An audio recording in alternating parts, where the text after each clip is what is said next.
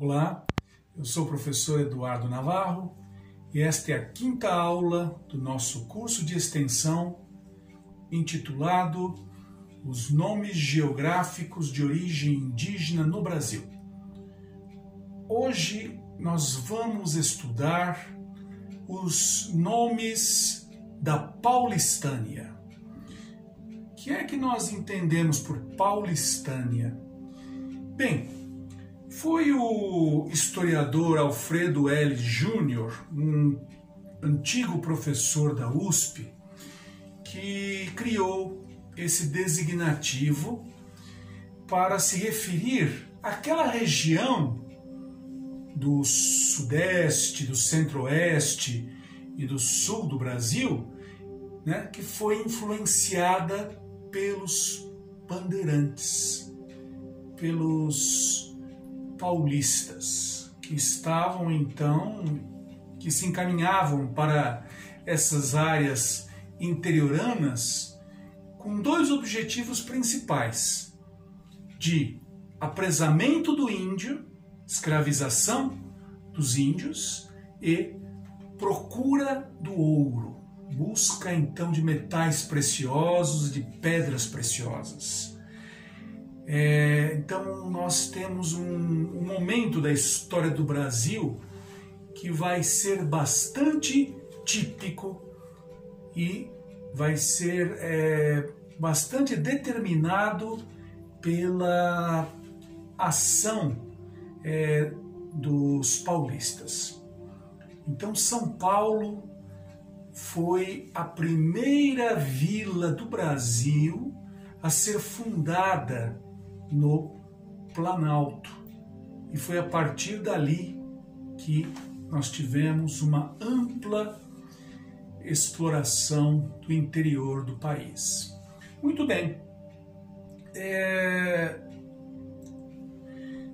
desde as primeiras décadas do século XVI, quando o Nordeste começava a implantar a agricultura da cana-de-açúcar, quando a capital do Brasil era Salvador da Bahia, desde essas primeiras décadas do século XVI, na capitania de São Vicente praticava-se um intenso tráfico de índios. Os chamados vicentinos, os habitantes da capitania de São Vicente, dirigiam-se para o interior em busca desses escravos. Escravos que eram então oferecidos para as famílias, para os engenhos, para as fazendas. São Paulo, a capitania de São Vicente, naquele momento, era uma capitania pobre e a mão de obra africana custava muito caro. Pois bem, então desde os primeiros tempos os paulistas, ou piratininganos, ou ainda melhor dizendo, os vicentinos, eles ficaram famosos por serem grandes traficantes de escravos índios. Esses bandeirantes que avançavam em direção ao interior, eles iam então transpondo lentamente, a linha de Tordesilhas, iam tomando lentamente, tomando domínio, tomando posse de áreas que pertenciam à Espanha, pelo Tratado de Tordesilhas. E tivemos então algumas figuras muito famosas nesse tráfico, no tráfico de índios. Por exemplo, João Ramalho e os seus filhos. João Ramalho tinha dezenas de filhos com mulheres índias, e ele foi muito conhecido por essa ação escravizatória. Em 1547, os jesuítas chegam ao Brasil e logo se dirigem à capitania de São Vicente. Alguns se tornaram muito importantes para a história de São Paulo, 1547. Um dos primeiros deles, desses jesuítas, foi o chamado Abaré Bebé, o padre Leonardo Nunes. Abaré Bebé quer dizer em tupi o padre voador, porque ele se deslocava com muita rapidez, ele ia e voltava com muita rapidez, e então os índios o chamaram de Abaré Bebé, o padre voador. Poucos anos depois, em 1554, é fundada a vila de São Paulo de Piratininga. Os missionários acrescentaram ao nome Piratininga o nome católico São Paulo. Não é? O nome Piratininga praticamente desapareceu e o nome São Paulo é o que se manteve. Pois bem, os jesuítas, eles dificultavam a vida dos escravizadores. Eles se opunham ao tráfico de escravos índios. E o que acontece? Os paulistas do século XVI, então, vão entrar em constantes conflitos com os missionários. E no século XVII, exatamente no ano de 1640, os colonos paulistas vão constituir um rei para São Paulo. Vejam que coisa absurda, né? Em 1640, eles tentaram separar São Paulo de Portugal. Vejam que coisa absurda. E sagrar Amador Bueno, um paulista, como rei de São Paulo. O Amador Bueno entrou no mosteiro de São Bento para se afastar daquela multidão que o queria rei de São Paulo, e não aceitou essa posição, não aceitou esse título, não é? Nas primeiras décadas do século XVII, 1610, os jesuítas estavam se estabelecendo no sul da América, estabelecendo missões de índios guaranis. Essas missões então passam a ser atacadas pelos paulistas. Os paulistas então trazem para São Paulo índios guaranis. Vai se formando então, com a influência da língua guarani, a língua geral paulista. Vejam que no século XVII, o padre Antônio Vieira, ele afirmou o seguinte, é certo que as famílias dos portugueses e índios de São Paulo estão tão ligadas hoje umas às outras que as mulheres e os filhos se criam mestiça e domesticamente. E a língua que nas ditas famílias se fala é a dos índios, e a portuguesa vão os meninos aprender na escola. Vejam que coisa interessante. Em São Paulo, então, no século XVII, a língua dos índios era mais falada que a língua portuguesa. Na costa, em geral, a língua portuguesa já estava dominando. Nós estamos já há mais de 100 anos do início da colonização no Brasil, certo? E então os índios da costa já estavam desaparecendo, já se tinham mestiçado, já se tinham miscigenado, não estavam mais, não se falava dominantemente mais na costa o tupi antigo, certo? O tupi antigo então vai lentamente desaparecendo, até chegar então o final do século XVII, quando nós chegamos então ao final do século XVII, dos anos 600, né? 1680, 1690, século XVII, o tupi praticamente já não mais se falava, tupi antigo. Ficou no lugar dele, né? Ficaram no lugar dele as línguas gerais. A língua geral amazônica, a que já me referi na aula passada, e agora aqui no sudeste, sul e centro-oeste do Brasil, a língua geral chamada de paulista, ou língua geral meridional, ou língua geral bandeirante. A expressão mais usada é língua geral paulista. Então nós temos aí uma intensa nomeação agora do interior de São Paulo. Os paulistas vão avançando para as terras meridionais e do centro-oeste. Nós vamos ter uma intensa nomeação agora com palavras, com nomes indígenas da língua geral paulista.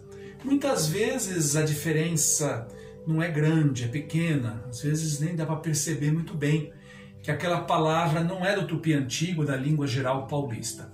Mas é como, por exemplo, vocês compararem o português e o castelhano, certas palavras são as mesmas, né?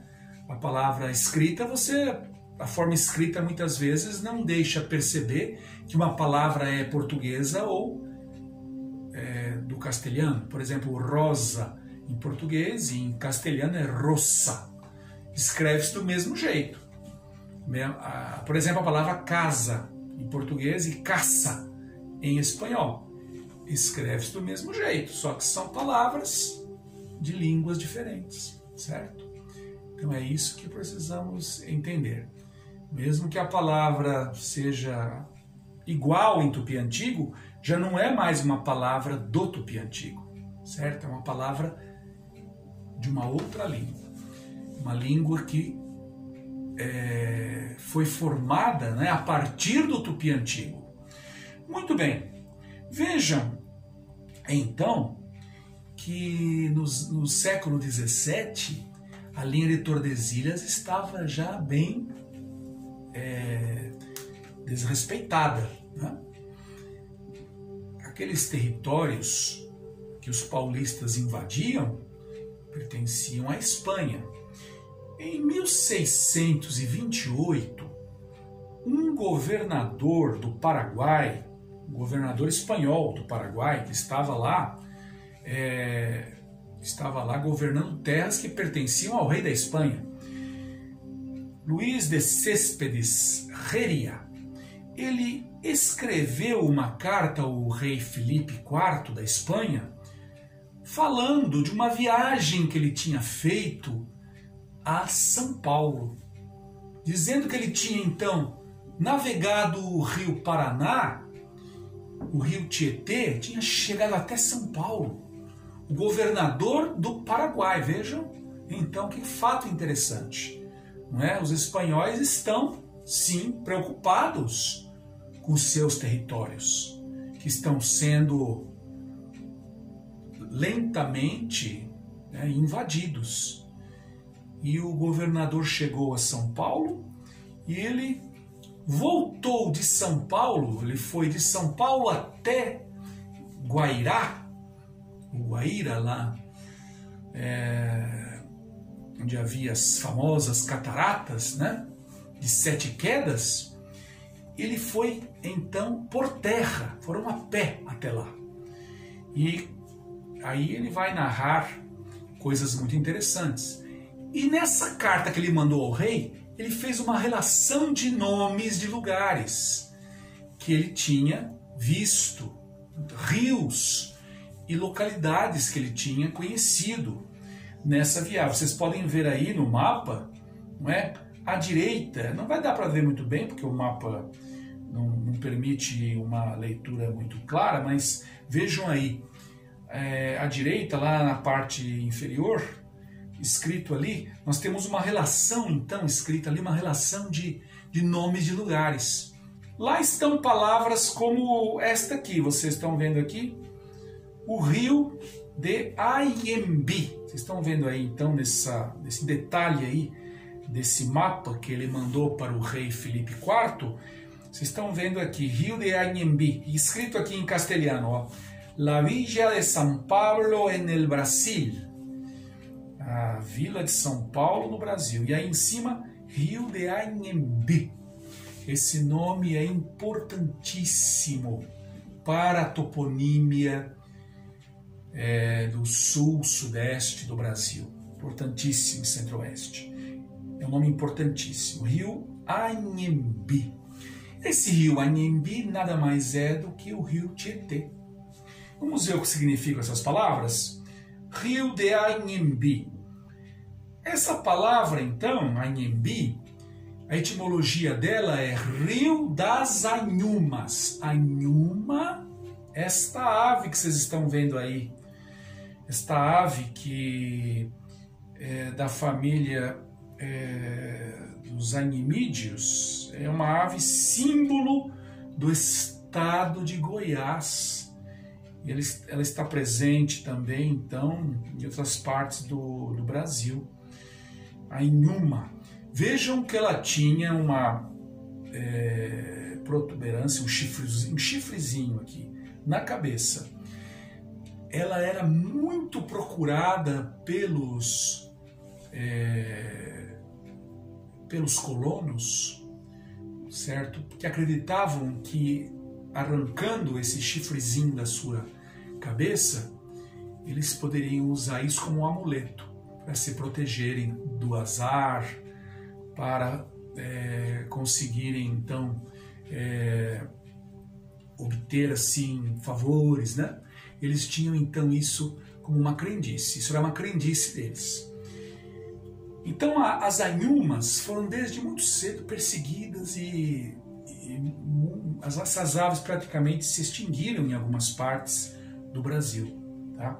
Mas ela ainda é uma ave símbolo do estado de Goiás. E é daí que vem então a Anhembi, como vocês estão vendo aqui na ilustração. Anhuma e Anhumbi, Rio das Anhumas. Pois bem, com o passar do tempo, os colonos passaram a chamar esse rio de Rio a valer, Tietê. Ti quer dizer rio, Etê quer dizer a valer, rio mesmo, rio grande, rio muito, muito bom. Tietê, rio a valer, é uma tradução boa para essa palavra, certo? Então esse nome Tietê foi um nome praticamente dado pelos colonos e não pelos índios. Anhembi certamente é um nome dado pelos índios, né? Anhumbi, mas Tietê não. Pois bem, com o passar então do tempo, esse rio então foi sendo cada vez mais conhecido. Havia índios tupis nas margens do rio Anhembi, do rio Tietê, né? Havia índios tupis. Eles entravam por centenas de quilômetros, mais de 400 quilômetros, São Paulo adentro, porque esse rio ele é exclusivamente paulista. Ele atravessa São Paulo e não é rio que esteja na divisa de estado nenhum. Ele atravessa pelo meio de São Paulo. Todo o estado de São Paulo, pelo meio, né? Então, ele é exclusivamente paulista. Ele vai desaguar no rio Paraná, o rio Anhembi, depois chamado de Tietê. Vocês estão vendo aqui, então, neste mapa, principais rumos de penetração dos séculos XVI ao XVIII. Vejam aqui, então, Vejam aqui, então, o que as setas estão mostrando aí. Vejam aí a penetração dos paulistas pelo interior de São Paulo, acompanhando o rio Tietê e os seus afluentes. Foram então surgindo vilas, localidades, arraiais, e nomeados todos eles na língua geral paulista, certo? Mesmo havendo índios de outras origens, havia índios de outras origens no interior de São Paulo. Havia índios caigangues, certo? Havia então guaicurus, havia muitos grupos indígenas que não eram tupis. No entanto, a língua que vai dominar a toponímia desse interior todo é a língua geral, que vem do tupi. Isso por quê? Porque esses nomes que nós vamos encontrar aí em toda parte não foram dados no interior, não foram dados por índios, foram dados pelos colonos, que eram falantes da língua geral. Entendem? Então, é por essa razão, mesmo em áreas que eram habitadas por índios de outras línguas, de outras etnias. Nós vamos falar disso nas próximas aulas. Vamos falar dessa toponímia que não é de origem tupi. Tá bem? Mas como essa toponímia não é a mais importante, não é a dominante no Brasil, nós estamos começando então, nós estamos falando primeiro da toponímia de origem tupi e da toponímia com origem nas línguas gerais, amazônica e paulista. Depois nós vamos tratar dessa outra toponímia que é menos importante, mas também tem significado, né? Muito bem, vejam aí o que aconteceu. No início do século XVII, os paulistas vão chegar até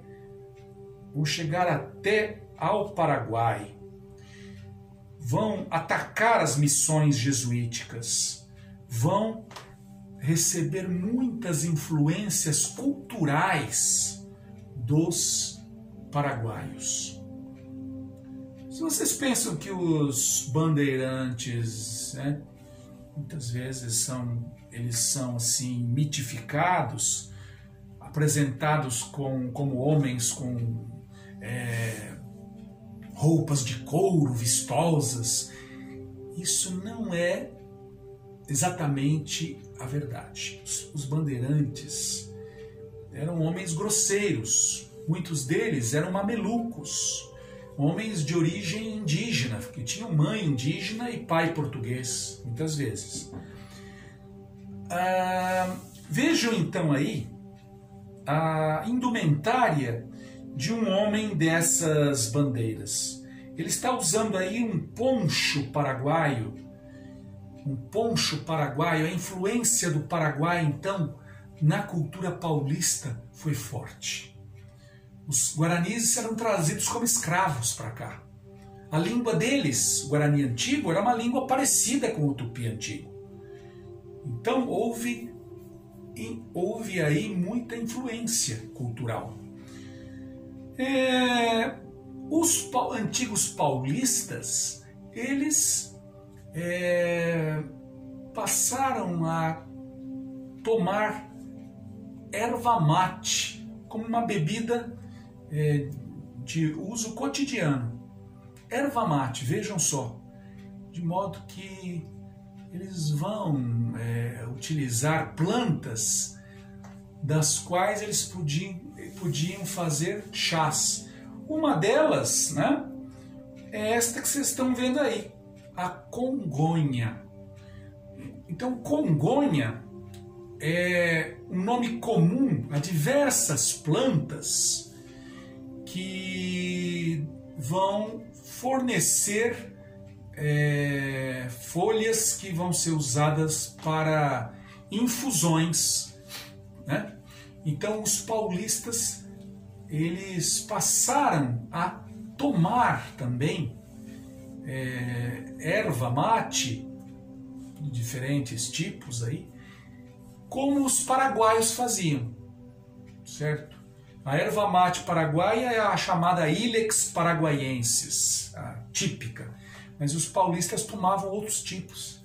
Havia outros tipos então. Então a congonha é um nome de diversas plantas, tá?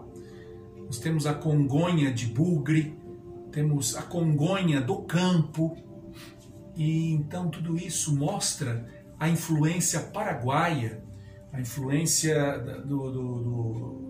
dos guaranis na cultura paulista antiga. Pois bem, então o paulista antigo ele não era de origem europeia, como hoje é tão comum nós vermos paulistas de origem italiana, de origem espanhola. Não. O paulista do século XVII ele era essencialmente mestiço de branco e de índia, certo? Ele era essencialmente um mameluco. Vejo então aqui, nesta próxima ilustração, que o bandeirismo, como eu já disse, ele é de dois tipos, basicamente, nesse século XVII. Bandeirismo de apresamento e bandeirismo de prospecção. Muito bem, quando o primeiro governador-geral do Brasil, Tomé de Souza, chegou a Salvador, fundou Salvador, em 1547, ele disse, quando veio, que ele iria fazer do Brasil um outro Peru, ou seja, encontrar grandes jazidas de minérios, de grandes jazidas de ouro, né, e de prata, e fazer do Brasil um outro Peru. Bom, o ouro não foi descoberto muito cedo no Brasil, não. Nos 200 primeiros anos, então, só houve descobertas assim de ouro de aluvião, né? Descoberta de ouro de aluvião, que não era em grande quantidade e não realmente modificou em nada a economia brasileira. Agora, as bandeiras paulistas que estavam então em busca dessas minas, finalmente as encontram no final do século XVII, certo? E vão encontrar essas ricas jazidas nas Minas Gerais. As Minas Gerais, então, foram descobertas pelos paulistas. Vejo, então, que elas faziam parte da Paulistânia, dessa área do Brasil influenciada pelos paulistas. Então aí vão surgir muitos e muitos nomes ligados à mineração. Por exemplo, Uberaba, Sabará, Sabarabuçu, certo? Itajubá, Itaiuba quer dizer em tupi, quer dizer pedra amarela, ouro, né? Congonhas do Campo é um outro nome ligado a esse ciclo da mineração, embora Congonhas não tenha nada a ver com mineral, né? Congonha é nome de uma planta, nome de várias plantas.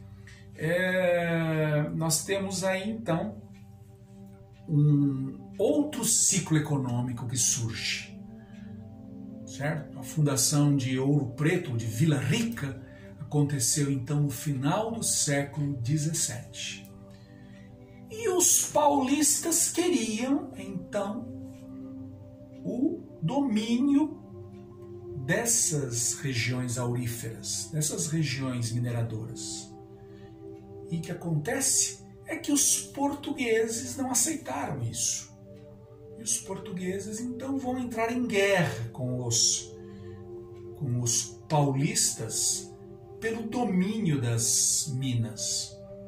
Os paulistas queriam exclusividade de extração dos minerais.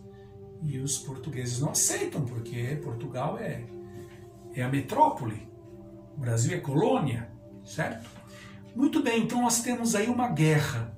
a Guerra dos Emboabas. Essa Guerra dos Emboabas, ela durou de 1708 até 1709. Essa guerra, então, foi importante e decisiva para o que veio depois. Vejam aí, a palavra Emboaba é uma palavra muito interessante, né? Emboaba. Vocês estão vendo aí, nesta ilustração, portugueses, né? Militares portugueses. Vejam que todos eles estão trajando meia, uma calça, né, que termina então com uma meia branca. Então, estão vendo aí? Todos eles então trajavam-se assim, diferentemente dos paulistas. Muitos deles eram mamelucos, eram homens muito simples, que nem sapatos tinham e andavam com as pernas descobertas, certo? Como vocês puderam ver naquela ilustração que eu mostrei aqui em cima, né? Ele está descalço, esse paulista aí. E muitas vezes eles andavam com as pernas descobertas. E daí foi que veio o nome dado pelos colonos, né? Pelos índios também, de emboabas. Emboaba. Sabe o que é uma emboaba? Os índios chamavam emboabas as aves que tinham penas nas pernas, tinham penas nas patas. Vejam aqui nesta ilustração, nessas duas ilustrações, estas galinhas que têm penas nas patas, elas eram as emboabas, quer dizer, mbó quer dizer pata ou mão, aba quer dizer pena, pata com pena, certo? Pata com pena. Ou também pode ser penas das patas. Então as emboabas eram essas aves chamadas de calçudas. A ave calçuda é uma ave, como vocês estão vendo aqui, muitos de vocês nunca devem ter visto isso antes, mas são aves que têm penas que cobrem as suas pernas, né? A palavra perna pode ser usada com animais, tá? Pode-se usar a palavra mão, pode-se usar a palavra perna, mas não a palavra mão, tá? Elas tinham, então, penas nas pernas.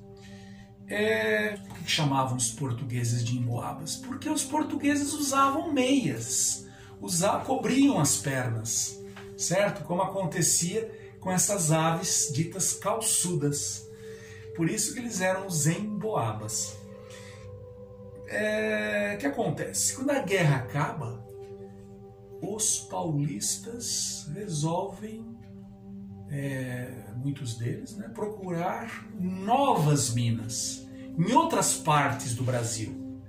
É aí que começa a história da colonização de Goiás e do Mato Grosso. Aí é que começa um novo ciclo, uma nova fase da história do Brasil. Essas bandeiras agora não vão mais por terra, elas vão agora pelos rios. Essas bandeiras que vão pelos rios eram as chamadas monções, certo? E aí nós vamos ter a colonização, o povoamento e a nomeação dos atuais estados de Goiás e do Mato Grosso.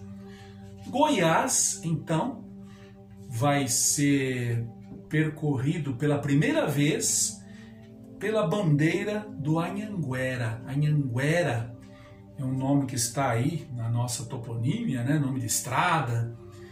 Anhanguera é nome de um bandeirante que em 1728 chegou a Goiás. Fundou Goiás Velho. Goiás tem uma capital antiga, que não é Goiânia, né? Uma capital mais antiga, que é Goiás Velho, e fundou Goiás Velho. E era chamado de Anhanguera pela má fama que ele tinha de ser um homem cruel. Anhanguera quer dizer o diabo velho, diabo que já era, diabo velho. Anhanga, né, foi o nome que os portugueses utilizaram para designar o demônio, né? Demônio da Bíblia, diabo. Anhanguera. Há até uma história em que se conta que o Anhanguera tentou assim chantagear os índios, fazendo com que eles dissessem onde estavam as minas de ouro. Aí ele disse assim: se vocês não disserem onde estão as minas de ouro, eu vou atear fogo nos seus rios. Pegou então uma bacia com aguardente e ateou fogo no aguardente, na aguardente, certo? Aí os índios teriam chamado de Anhanguera. Bom, na verdade isso é uma lenda, né? É meio lendária essa história. Anhanguera era o nome que ele tinha, era um apelido dele, o diabo velho.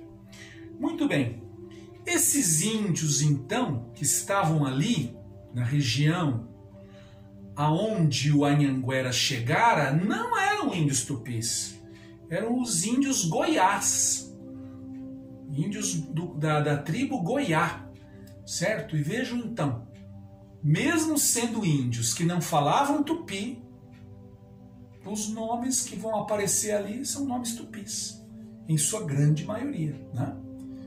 Exceto o estado, né? O estado de Goiás, ele tem uma origem que não é tupi. Goiás é nome de um grupo indígena antigo e já desaparecido do interior do Brasil. Como eu falei para vocês, a maior parte desses índios desapareceram ainda no período colonial. Ou então Goiás, como vocês já estão vendo, é um nome indígena, de origem indígena, mas não é tupi, certo? Pois é, então, a partir daí, como vocês estão vendo na ilustração, as bandeiras não iam mais por terra, iam pelos rios. Essas bandeiras que iam por rios se chamavam então monções. Vocês estão vendo então aqui, neste mapa, mais abaixo, as monções que percorreram aí o Mato Grosso, Goiás e o sul do Brasil, as regiões mais meridionais, não é? De São Paulo. Sul do Brasil naquela época, a gente pode considerar São Paulo também, tá? Hoje sul é Rio Grande do Sul, Santa Catarina e Paraná. Naquela época o sul do Brasil já incluía São Paulo também, porque nós não estávamos ainda, a colonização do sul não estava ainda definida, né? O território não estava ainda consolidado. Então, nós temos aí os roteiros que as monções seguiam. Vocês estão vendo aí, primeiro roteiro, Rio Tietê, né? Saem do Rio Tietê, antigamente conhecido como Anhembi, depois vão até o Rio Grande, do Rio Grande segue para o Rio Paraná, Rio Pardo, Anhanduí, atravessando por terras dos Campos de Vacaria, Rio Imboteteu, Miranda, Rio Paraguai, São Lourenço e Cuiabá. Então vejo aí um roteiro muito comum, né, dessas monções. E um outro roteiro que vocês estão vendo aí, certo? O Rio Tietê, Rio Grande, depois o Paraná, Pardo, Rio Sanguessuga, atravessam por terra pelo Varadouro de Camapuã, Rios Coxim, Taquari, Paraguai, São Lourenço e Cuiabá. Então vejam aí as rotas dos monçoeiros, o que faziam então as monções. Vejam aí nesse mapa os nomes dos rios. Que curioso! Na língua geral paulista, Paraná não é mais mar como era em Tupi antigo. Paraná é rio, certo? A mesma coisa que aconteceu lá no na língua geral amazônica. Vejam, Paranaíba. Paranaíba quer dizer rio ruim. Aíba quer dizer ruim. Paranapanema, rio azarado. Paranapanema, rio azarado. O rio Paraná mesmo, daí vem o nome de um estado brasileiro. Nós não vamos pensar que Paraná tem alguma relação com o mar, não. Paraná, o nome do estado, tem relação com o grande rio que o banha. E esse Paraná aí significa rio, grande rio, não é mar.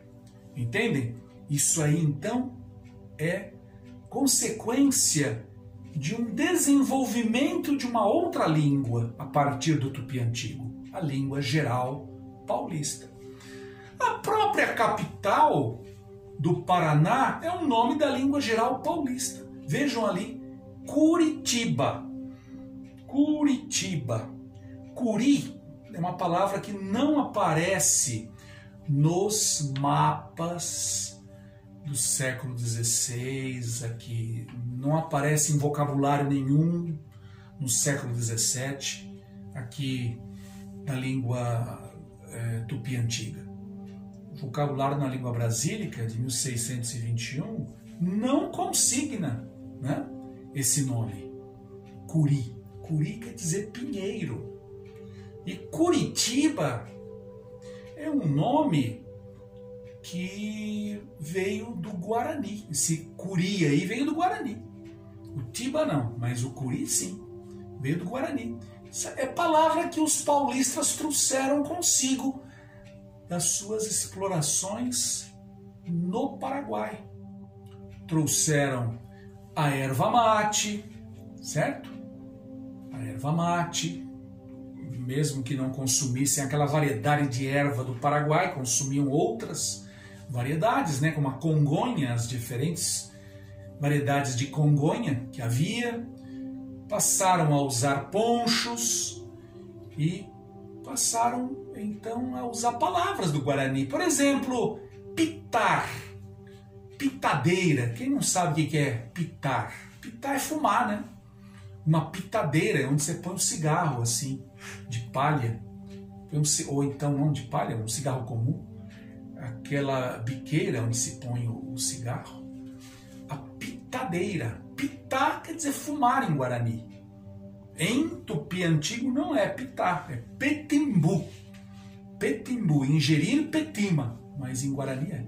Então vejam aí a influência Guarani sobre a língua geral paulista. Muito bem, de onde é que partiam essas monções, essas bandeiras pelos rios? Partiam do interior de São Paulo, atualmente de um lugar chamado Porto Feliz, mas que antigamente se chamava Araritaguaba. Araritaguaba era o nome antigo de Porto Feliz.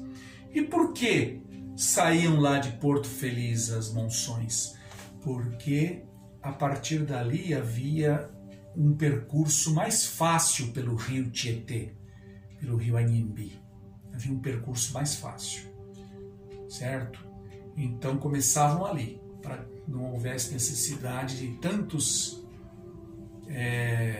transbordos e tantas vezes deixar a canoa e transportar a canoa nos braços.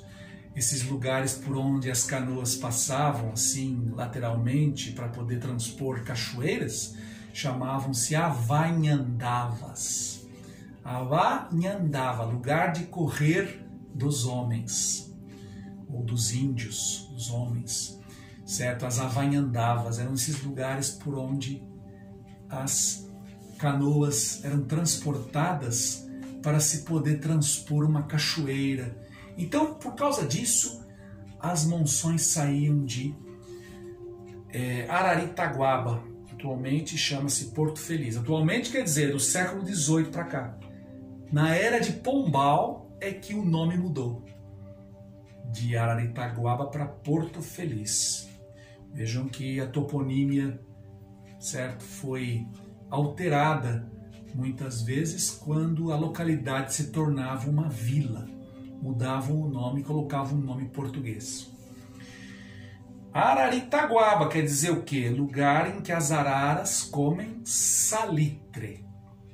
Itá aí é pedra, mas também pode ser salitre, tá bem? É uma palavra que o índio não conhecia, essa palavra salitre, não sabia o que era salitre, né? Passaram a chamar salitre de Itá também, né? Pedra de sal. Pois bem, vejam então os nomes que nos chegaram da época da expansão paulista. Esses nomes são os nomes assim dos séculos 17, do século XVIII, alguns raros do século XVI também, né? Por exemplo, vejam aí, Sorocaba, um nome muito importante, né, de uma localidade muito importante para São Paulo. Sorocaba, o verbo soroc quer dizer rasgar. Sorocaba quer dizer a rasgadura da terra, né, a vossoroca. Soroca, terra rasgada, uma erosão.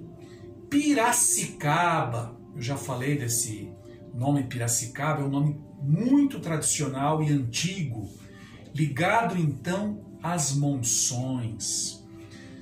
Araraquara era uma região que não era habitada por índios tupis. Dizia-se que era habitada por índios guaianás, mas não eram, não. Não eram índios guaianás que estavam lá, não. Mas, seja como for, não havia índios tupis ali. E o nome Araraquara é tupi, é da língua geral. Vejam, Araraquara. Lá em Araraquara, muita gente diz que esse nome significa morada do sol. É uma coisa que não tem o mínimo cabimento. Araraquara não quer dizer morada do sol, não. Araraquara quer dizer o buraco das araras. Buraco das araras. Vejam uma coisa curiosa. Se a palavra fosse em tupi antigo, Araraquara, nós teríamos uma composição aí e que resultaria em Araquara. Cairia a sílaba final aí na composição de arara e quara, porque arara é uma palavra paroxítona. Essa sílaba ra final, ela cai quando há uma composição aí. Então não ficaria araraquara, ficaria araquara só. Agora na língua geral isso não acontecia. E o que prova é essa palavra aí. Essa palavra prova que a língua geral paulista tinha já algumas regras gramaticais, regras de composição, que já não eram as mesmas, né, que encontramos no tupi antigo, certo? Já são regras gramaticais diferentes, regras de composição, certo?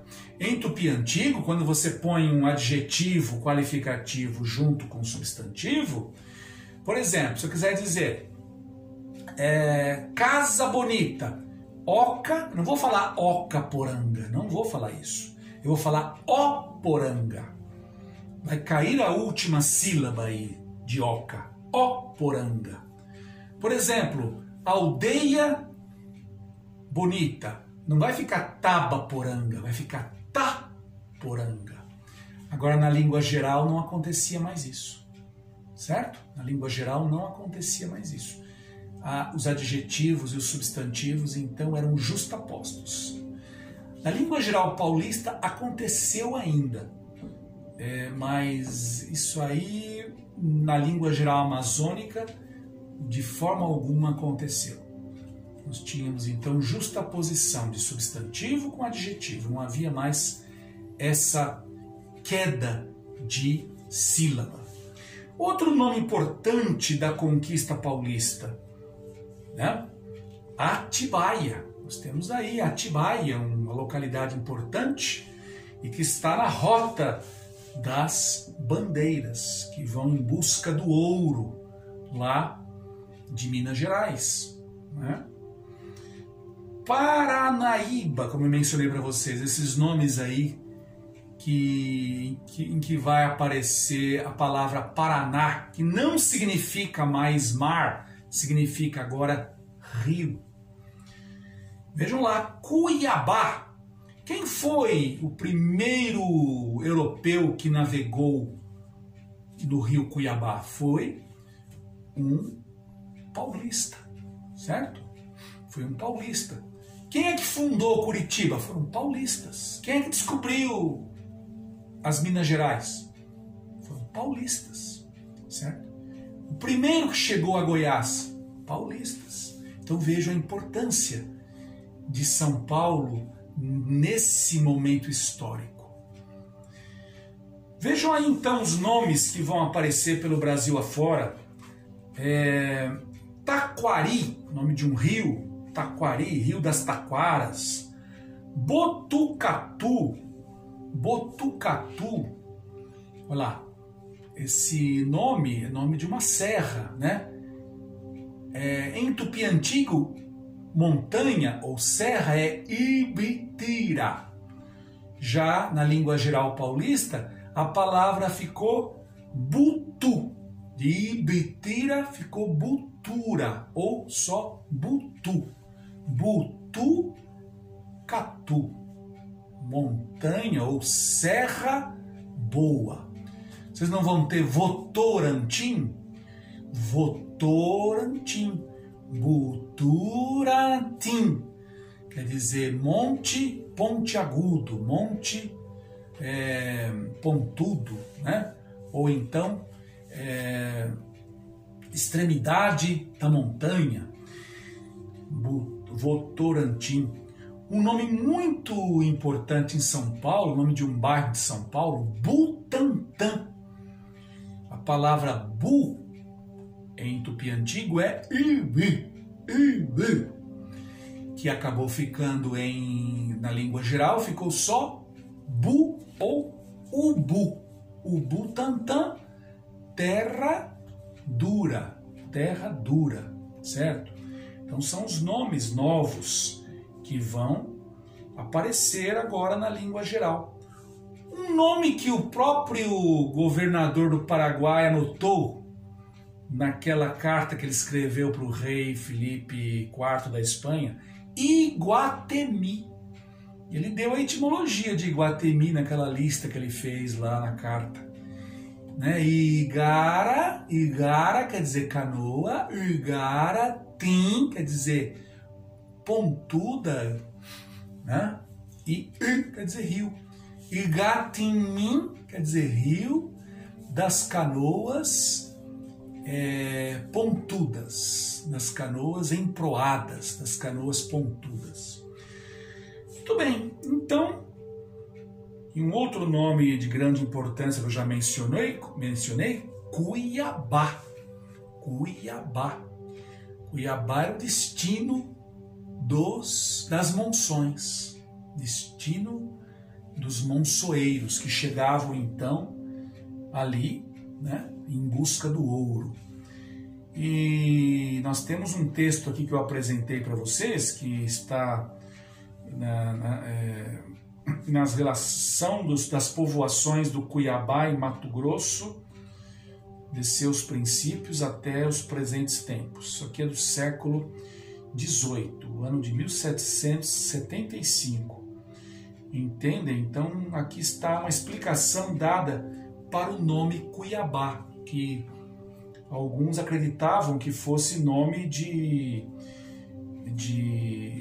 grupo indígena, ou grupos assim, ou então nomes de certas variedades de cabaço, né? Então aqui este texto esclarece o que é que significa Cuiabá, né? Ele diz assim que ele nunca viu índios com o nome de Cuiabá naquela região, e ele diz então que essa nomeação foi derivada dos cabaceiros ou da cuia, que foram encontrados então às margens do rio, certo? Muito bem.